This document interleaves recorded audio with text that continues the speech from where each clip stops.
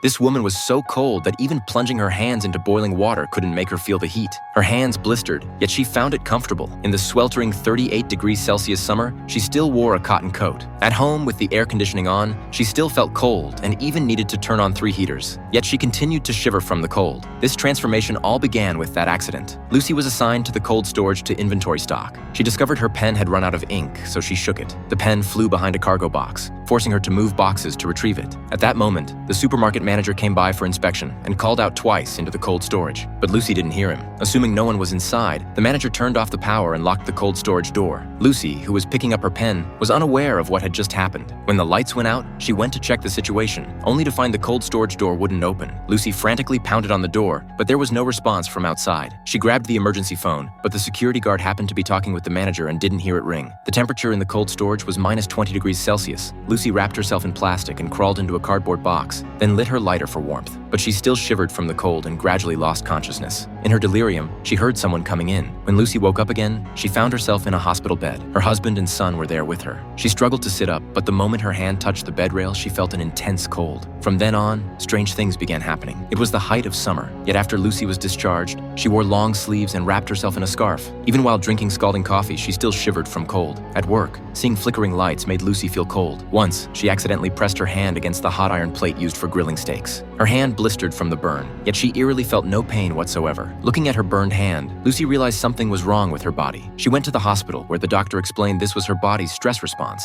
Her brain remained in that state of terror, defaulting to believing her body was still in the cold storage, which was why she felt cold. Even knowing the cause, Lucy couldn't stop her body's abnormal reactions. One day, her husband took her and their son out for ramen. Seeing the boiling noodles, the owner said anyone who could finish within 3 minutes would get a free meal. No one had ever succeeded in the challenge. Lucy picked up the clay pot and ate directly from it, quickly finishing everything. The owner was so shocked he fainted. Gradually, her family began unable to accept Lucy's physical abnormalities. She couldn't even handle basic household chores. Lucy felt deeply wronged and cried while looking at their family photo. Even her tears turned to ice. This condition made Lucy lose all meaning in life, so she slowly walked toward the rooftop. Just then, Lucy saw a fire in the building across the street, with children apparently trapped inside. Without thinking, Lucy rushed to the scene. Ignoring everyone's attempts to stop her, she charged into the flames and carried out the trapped child. Though her clothes caught fire, Lucy suffered no injuries. The firefighters saluted her, the rescued victims knelt in gratitude, and neighbors applauded her. This time, Lucy seemed to find her purpose and the motivation to continue living. She eventually became a firefighter. However, all of this was merely Lucy's dying hallucination. In reality, she had already frozen to death.